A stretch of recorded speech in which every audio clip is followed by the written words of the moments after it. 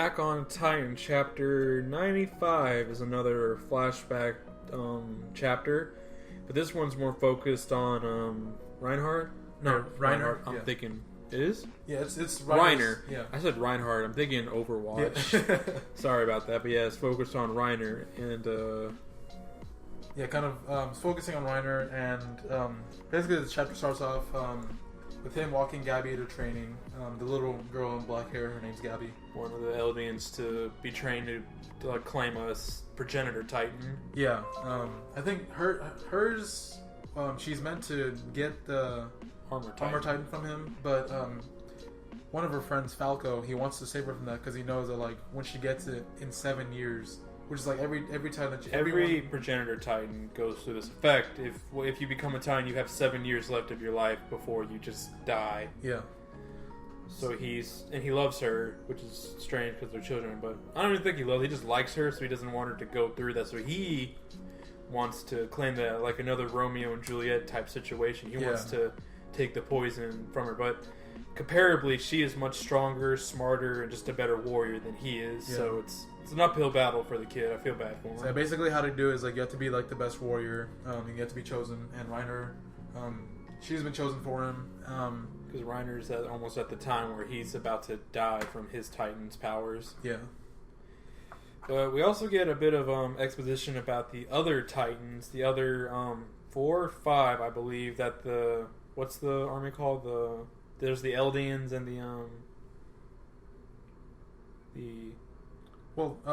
their army's called the I don't know. You could tell we were really ready for this. It's hard because Attack on Titan comes out with chapters like every couple weeks, and then so it's hard to remember. 50 pages long, kind of thing. So it's hard to get everything that detailed. But from what I was saying, it starts to explain all the times. First, we get the female Titan, which is Annie's Titan. And we see that she's very durable, like out of all the other Titans. And they gave, and this is a cool little bit of details they explain. They explain that they gave her the hardening ability. So naturally, the female Titan does not have this power, but they specifically say they gave it to her. So that just brings up the question: how do Titan powers get transferred? Do they take like the fluid from another one and put it into this one, or is it like a stockpile? It's interesting to know, and that she can also call the Titans from a short range. She can't control them, but she can call them to her. And then next you have the Armor Titan, which is Reiner's Titan. His is more defensively focused. He can he's already super hard. He can block.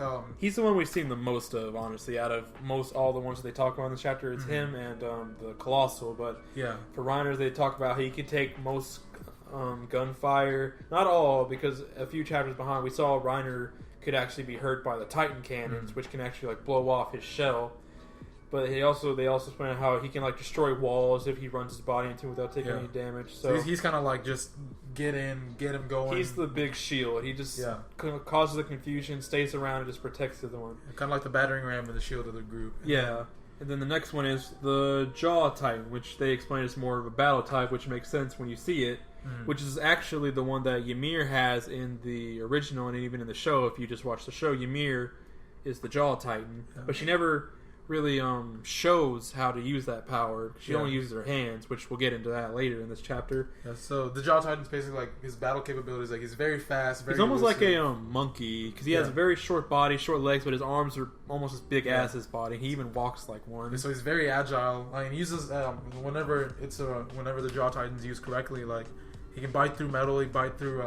He even shows him like biting through cannons and everything. So it's very durable jaw, very strong, very agile fighter. Kind of gets around, gets. And they even say they gave it to the quick-witted Marcel. So Marcel, and during this time, is the holder of it. And then next we talk about Zeke's Titan, which is the Beast Titan, which is bigger than the ones. Is the second biggest Titan out of all of them, besides the Colossal. But from what we can see, that there's nothing super special, honestly, about the Beast Titan besides just that he can talk normally and he has the hair. But what makes him so powerful is Zeke himself and his pitching skills. They talk about that quite a bit. Is that's what makes him so powerful, is that he can pitch from miles away. And if you watch the anime, if you've read the manga up until this point, you see that like he's very devastating. He took out pretty much the entire scouting squad whenever they were. Before they even like got close enough to him. He was just like he was pitching, and it was just destructive. They killed, and he's very smart. Like I remember one time he picked up that rock and he like crushed it in his hands before he threw it. It basically made it like a shotgun. Yeah, so just blowing away the army. Only one person was even able to touch him, which was Levi. Yeah, we haven't seen Levi in such a long time. We haven't seen the main cast in such a long time. Yeah. The exposition for what's going on is great now, but I'm kind of starting to miss the main cast. Kind of see what Aaron and Mikasa are doing. Oh, yeah. I like that they're developing like the antagonists, the world, the story, which is it's good for the entire story as overall. So I remember like back what they're when doing. I remember back when everyone was just like, I just want to know more about the world. I want to know what's going on. Like, what is Titans? And we finally get to know. And now it's just like, okay, we get it. Now that we get it, I want to know what they're gonna do. Yeah. We understand like they're on Paradise Island. Their island is like the most sought after island right now, just because of its abilities. But back to the story. The next Titan that is introduced is the Cartman Titan, which I don't remember the woman's name. Her name is Pike. Pike? Yes. Yeah, we saw Pike a few chapters ago with her whole thing that the Cartman's power isn't anything super. He's not offensive or defensive capable, but his thing is that she can stay in Titan form for months at a time, to the point where like when she goes back to human form, she almost crawls because she's just so used to crawling that she doesn't prefer to walk at all. But basically, like the purpose of the Cartman Titan is to get resources to the battle lines and get people kind of transport people and resources to and from the battle lines, making sure everything's okay. And yeah, we see in this chapter she brings the Colossal Titan to the battlefield with that. We even saw a few chapters ago, like they put like a cannon, like almost like made her into a walking tank on her back, which is very smart. It's very, very useful power. Like they're using it. She is definitely. I can almost see the people of the Aaron's group getting a hold of that one. That one would be really, really well for just getting them to like. I can see Aaron and the group going to the Eldians place eventually once they figure out how to make boats, because I mean they're still back in primitive times too. So that's the main Titan. And the last Titan is the one we all know the most about, which is the Colossal Titan, which, as everyone knows, is just which they even call it the God of Destruction, which makes sense. This thing is the biggest thing in the entire world. There's like insane amount of destructive power. You see, it kicked off the story by destroying the wall. And like you get this, like it has like the steam power, which like it gives out superheated steam, would burn anyone that gets close. So like you can't even get close to it. You have to work really hard to try to get that high, and even then they can just smack you out of the air. Yeah, because it's we massive. find out this entire descriptive is actually a lecture that the children are learning because they're the next successors of these Titans. Which is funny because the Colossal Titan is now with Aaron and them and Reiner, and it's just come back. And it doesn't seem like Reiner has told them much about, besides the original group of Titans, the whole deal with the Eldians, with Aaron and all of them. But it's very interesting. And I like, before you get this exposition, you get the fact that Reiner is meeting up with Zeke and Peek and Galliard or Marcel. No. He's meeting up with Porco, Peek.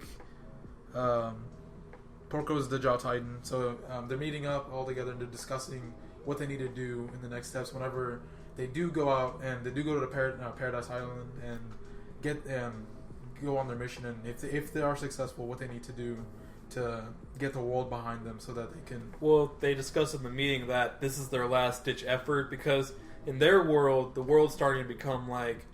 They don't need Titans. They have anti-Titan weapons. Like it's become more of a technological era with ships, planes, and everything. That Titans are becoming obsolete. Yeah, so they're not scared of like the Titan power anymore. They're like, we have weapons now that can hurt the armored Titan. What are you going to do to us?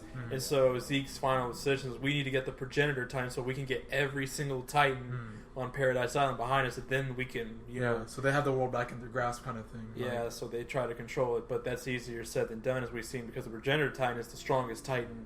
It is the main Titan, actually. The one that can control. All the other. But we see that, and then so they're discussing that, and then like they drop a little bit of information that I personally was honestly expecting in this chapter. They dropped the last unknown Titan, and they dropped that.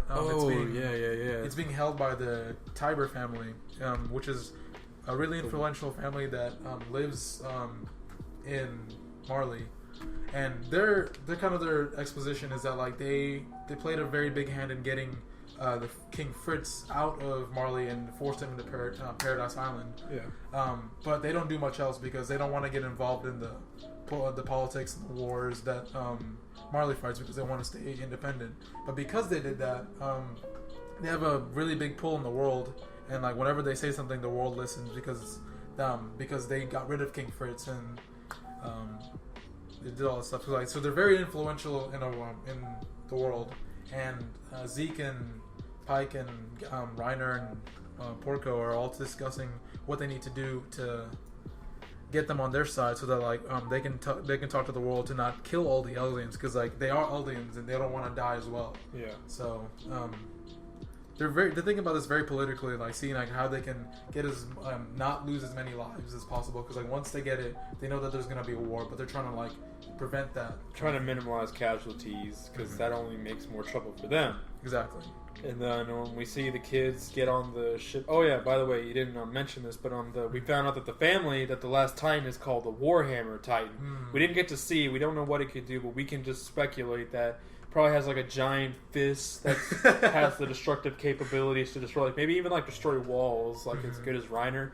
But yeah, we don't get to see, we just get to hear its name. So we have... So you can speculate a lot from just the Warhammer Titan. So we have 5, I believe. Let me check. We have the Progenitor Titan that Eren has, Reiner's Armor Titan, we have the Jaw Titan, we have the Cartman Titan, we have the Colossal Titan, the Female Titan, the Beast Titan, and the Beast Titan. Okay, so there's 9, right?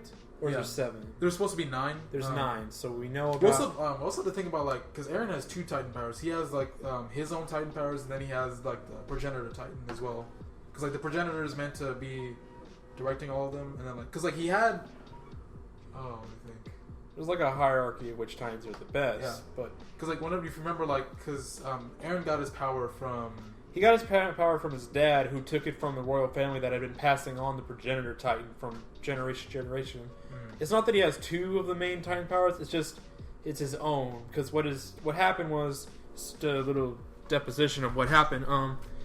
Eren's dad knew about what the family was doing, so he went to the ritual that the Christina's family, Krista's family was doing, and so Krista's oldest sister got the power right at that night, and then Eren's father injected himself with spinal fluid to make himself into a Titan, which doesn't mean he has a Progenitor Titan power, he's just a Titan. Okay. Because the way it works is that you become a mindless Titan when you get turned into one, and then you eat the spinal fluid of a Progenitor Titan, and that's what gives you the ability to control it. Yeah.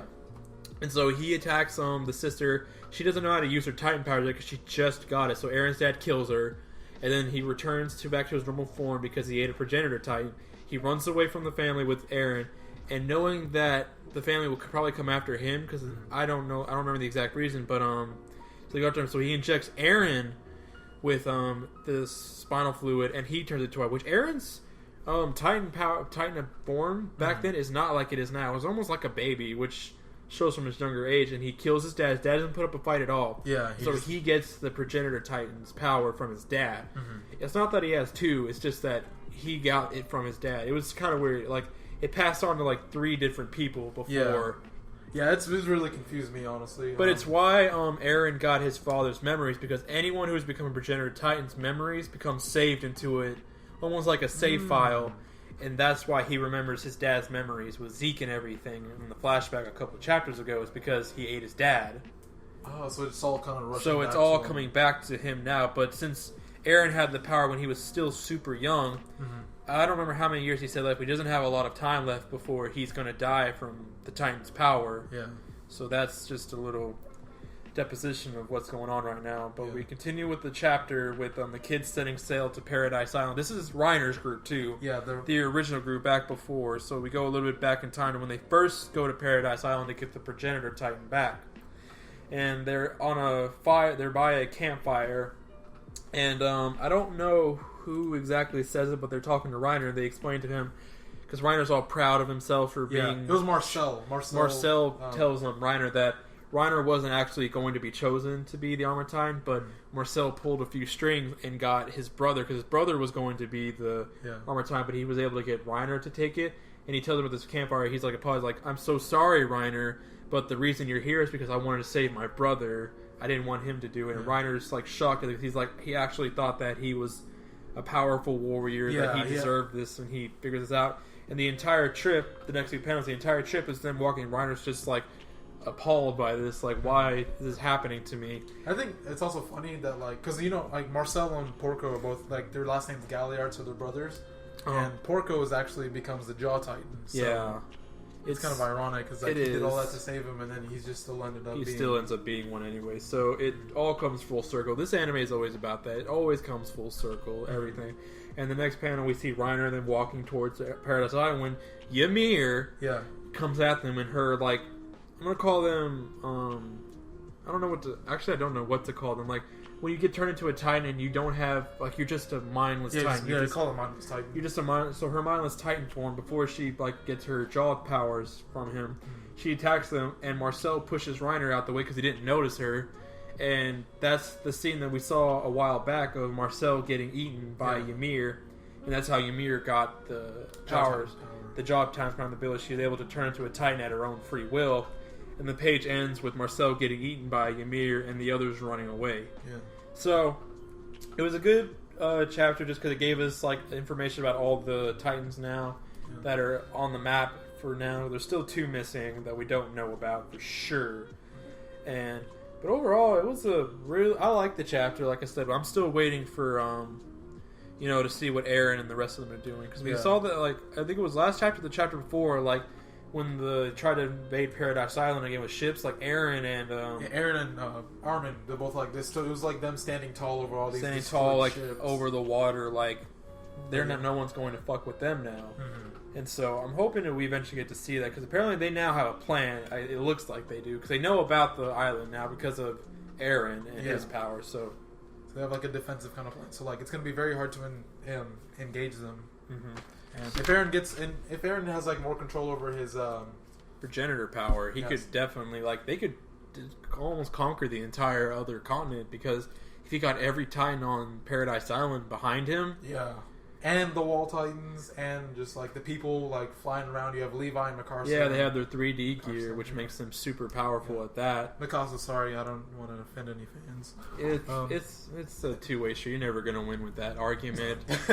She's waifu to death. We all know it. I'm just saying, like, but yeah, it's a really good chapter. Really super good chapter. I liked it. Completes the backstory behind Reiner and their group, and hopefully, like, maybe 1 or 2 more chapters of just, exposition about the past, and we get to go back to the current events on Paradise Island. That's what I'm hoping for. Yeah. One question I have is, like, how they snuck into the army after destroying the wall. Did they just, like, join the refugees after they were done, or this is back when they were children, I believe, when that happened. So it does beg the question. Mm-hmm. They probably did just sneak in, but you feel like they would check what is your family? Just like, I don't have a family. From outside the wall, kind of. But then again, they could just say, like, my family died during the Titan attack, so that they were in trouble. Yeah, it's great. I want to see how that. I kind of want to see that maybe in the next chapter, or maybe a few chapters. But yeah, good chapter. If you haven't read Attack on Titan, what are you doing? You're living under a rock. Get on it. Watch it. The anime's in 2 seasons. Amazing. Yeah. Super good. Yeah. Love it. So hopefully y'all continue with that.